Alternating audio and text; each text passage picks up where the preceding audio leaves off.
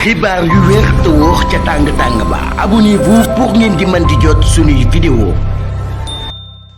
jërë ngeen jëf ci ànd ji ak ñun ci chaîne bi di Buzz 221 HD le journaliste Madiambal Diagne daal dinay demoon seeti samedi bi ñaar fukki fan ak juróom-ñeent ci weeru juillet atum 2025 ci Rebeuss ki nga xam ni moo di Bachir Fofana nekk ab confrère am di journaliste ci salle d'attente boobee ñoom ñaar nag daan nañ fay nekkoon moom Madiambal Diagne ginnaaw ba daan nay waxtaan ak moom neen nag daal daan na koy wax ni man mii damaa nekk di mani combat bi ngir nag askanu Sénégal waaye nag daal dinaa nekk koo xam ni ku taxaw laay doon ngir défendre li nga xam ne moo di dëgg ak li nga xam ne moo di réewum Sénégal ak li nga xam ne sax moo di état de droit waaye nag daal di xam ne ni mën nañoo wax ba tey daal ci ab présence boo xam journaliste yu bari daan nañ fay ñëwoon moom chroniqueur bi ak influenceur bi neen nag daal mën nañ koo cité di Ameth Ndoye ma nga fa woon ak Mamadou Cissé ñu koy wax Momo ak Papi Kane ak ñeneen daal ñu bari ñoo xam ne daan nañ koy seeti woon moom yi nga xam ni moo di prisonnier politique bi di Moustapha Diop ak Mansour Faye ak Bassirou Fofana ak Badara Gadiaga ñoom ñëpp kon daan nañ leen di seeti woon ci Rebeuss ngir daal leen di nemmeeku waaye daal di xool tamit ci anam yi nga xam ni moom lañ nekkee foofee ca Rebeuss ginnaaw ba fa Madiambal Diagne demee loolu yi la daal di xamle kon ba tey dañuy ñëwaat ci beneen xibaar dañuy des kon ba tey ci li nga xam ni moo di politique l'Alliance pour la République APR moom mi ndax daal dafay subir même sort que le Pastef lu ay at ci ginnaaw ci ab réunion boo xam ne dañ ko organisé woon par la commission électorale du Pastef du département de Dakar Waly Diouf Bodian nekk ab DG bu port autonome de Dakar moom mii nag daal daan nay nekk tamit ab cadre du Pastef daan nay demandé ngir nag ñu daal di tas li nga xam ni moo di parti bi Macky Sall daal koy diriger moom mi nekkoon inspecteur des impôts et domaines waaye moom mii daan nay xam ne nag daal APR daan nay tax fexe ba réewum Sénégal am lu toll ci 80 morts ci manifestation yi nga xam ne moo fi amoon di ay manifestation politique am entre 2021 ba 2023 loolu nag daal loolu yi bu desoon ci moom rek APR dañ koy daal di tas waaye nag daal ba tey moom mii mi nga xam ne nag ñoom parti bi dañ seen parti dañ koo tasoon ay at ci ginnaaw jamono boo xam ne nag daal ñoom ñii defuñu woon dara reyuñu kenn waaye nag daal ñoom ñi nee nañ APR kon dañ ko war a tas ndax daal nee na APR dañoo recruter ay nervi nee na parti bi nag daal warul exister benn yoon neen nag daal loolu combat wam la te du bàyyi benn yoon nag kaneen di ko porter waaye nag daal wala sax du bàyyi benn yoon di bañ a xeex boobu lépp combat moom Waly Diouf Bodian moom mii nekk directeur bu port autonome de Dakar ba tey daan nay wax nag autorité sénégalais yi ngir nag ñu daal di tas li nga xam ni moo di APR ci nu mu gën a gaawee coordinateur de la cellule d'analyse des perspectives de l'Alliance pour la République APR Amadou Anne moo nekkoon invité de l'émission En Vérité moom mii mi ngi partagé nag désir bi nga xam ni parti daan na koy am di APR ngir ñëwaat ci pouvoir bi waaye ba tey mi ngi dénoncé nag promesse yi nga xam ni ay mbir la yu ñu leen diggoon te defuñu ko te nouvelle autorité yi ñoo leen ko diggoon mi ngi considéré kon daal APR ba tey dafa nekk ñoo xam ni ñi ngi am seen ay base am seen ay militants ak seen idéologie bu cohérent lool moom Amadou Anne mii nag daal jàpp na ni kon attente yi nga xam ni li nga xam moom lañ doon xaar kon mu nekk ay capacité bu parti daal di am daal di jëlaat nag kon li nga xam ne moo di réew mi daal di koy jaaralee nag ci détermination bi nga xam ne xale yi am nañ ko waaye daal di engagé mu ni président Abdoulaye Wade bëggoon naa faire def 50 ans ci pouvoir bi waaye nag daal 12 ans rek daal def mun nag Sénégal ab démocratie la loolu dinaan fàttali ba tey Amidou nag moom mi ngi leeral reconnaissance bi nga xam ne am Macky Sall am na ko ci àdduna bi waaye nag daal robustesse bi ak structurelle bi nga xam ne Alliance pour la République di APR daal na koy am ñu daal di am tamit ab leader boo xam ne bu charismatique la am appareil politique bu solide am ab groupe parlementaire bu actif ci li nga xam ne moo di assemblée nationale ba am tamit ay base politique yoo xam yu am solo la ba tey moom mi bokk ci parti boobu ba tey mi ngi attiré ay nouveaux membres yu bees yoo xam ne daal ñi ngi ñëw ci parti bi ay jeunes yoo xam ni ñi ngi jàppale bu baax a baax Macky Sall neen nag daal kon ñoom ñi jàpp nañ bu baax a baax ni mën nañoo jotaat rek kon ci li nga xam ni moo di nguur gi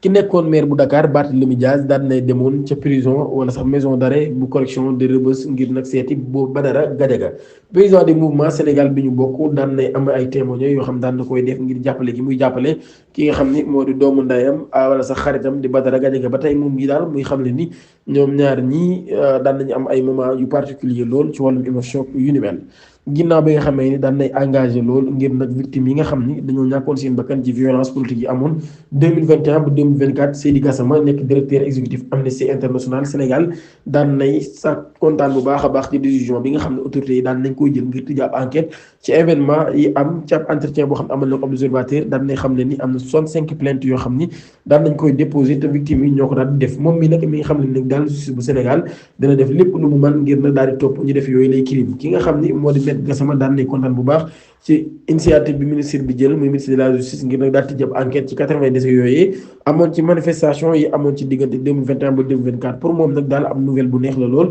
ngir nag victime yi ak sax ñi nga xam ne ñooy xeex wàllum droit mu nekk ab décision boo xam ne daan day matérialiser volonté bi nga xam ne autorités yi daan nañ koy am ngir nag daal di xeexu lu jëm ci wàllum impunité bi ak sax li ñuy wax grave violation des droits humains ak sax li nga xam ne dañ ko defoon ci jamono joojee ba tey moom mi ngi expliqué nag daal di wax ni lu ëpp ci ay victimes nag daal nañuy déposer seen ay plainte jaarale ko ci parquet bi wala sax ci doyen des juges d'instruction ca Dakar ak Ziguinchor ak Saint-Louis ak Kolda ak Sédhiou loolu ñu koy jaarale ci seen avocat boo xam ne Amnesty International moo leen boole ak moom waaye nag ba tey ñoom ñi ngi xam ne ni ñi ngi jàppale xale yi bu baax a baax kon ci boobu leen mbir ngir justice mën cee def liggéeyam ci nu mu gën a gaawee ba tey nag daal mi ngi baax nag nañu bàyyi justice kon mu daal def liggéeyam comme ni mu waree victimes yi aussi ak organisation des droits humains yi ñoom ñii dinañ nekk ñoo xam ne ñu vigilant la ñuy doon comme ni ko famille yi bëggee moom Gassama nag daal nay wax ne am na confiance lool ci li nga xam ni moo di mbir mi ni muy doxee te jàpp na nag daal kon mbir yi dina leer ci ni mu war a leeree moom Seydi Gassama.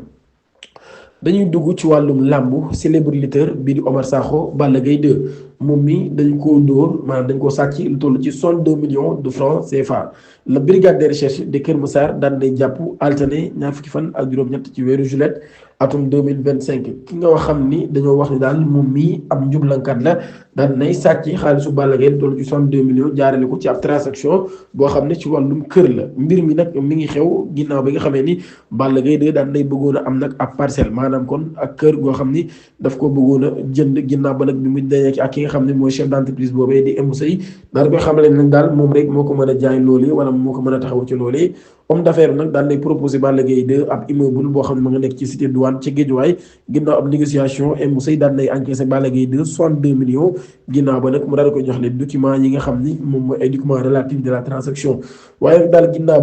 bi nga xamee ni problème bi daan nay am ginnaaw bi nga xamee ni lutteur bi moom mi daan nay bëggoon a am ay travaux ca boobule kër muy ak këram gu bees koo xam daan na koy jënd ginnaaw ba nag daal ci la ay coow daal di am ba moom mi mu daal di wax ak borom kër gi mu ne ko nag dina ko rembourser ba ay médiation commencé woon ci am waaye ginnaaw ak daal dafa mel ni daf koo lànkal loolu kandaaral wala sax mujj respecté li nga xam ne moo di ay promesse am ci loolu yi ci la ko lutteur bii di Balla Gaye 2 nag daal di yóbbu ca yoon daal di koy porter plainte ci ginnaaw loolu yi kon ci la ñu ko jàpp moom mii nga xam ni moo di lutteur boobu yi 1 milliard pour mobiliser le Fouta yor vient d'insulter toute une communauté loolu yi la Arnaud ñu ngi daal di bind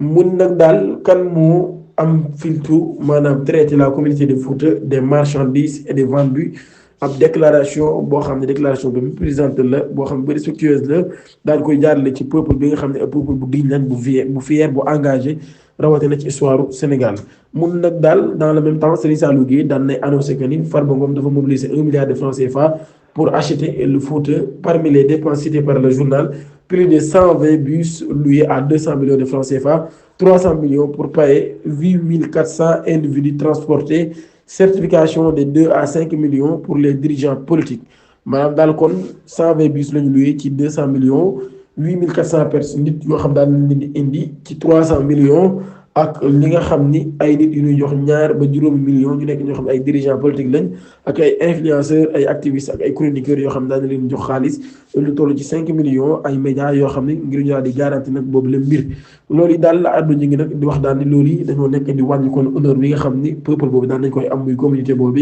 waaye dañ leen a saaga mun nag daal Fuuta nekkul ñoo xam ni ñuy jaay lañ waaye nekkul tamit ñoo xam ne ñuy jënd lañ neen nag daal kon nañu respecté loolu yi nga xam ni moom la waa Fuuta daal di def leen nag lii nag ab tentative de corruption politique la doublé d'un discours de stigmatisation et inacceptable di leen jaajëfal bu baax a baax ci ànd yi ak ñun di leen jox di daje ba ëllëg incha allah jërë ngeen jëf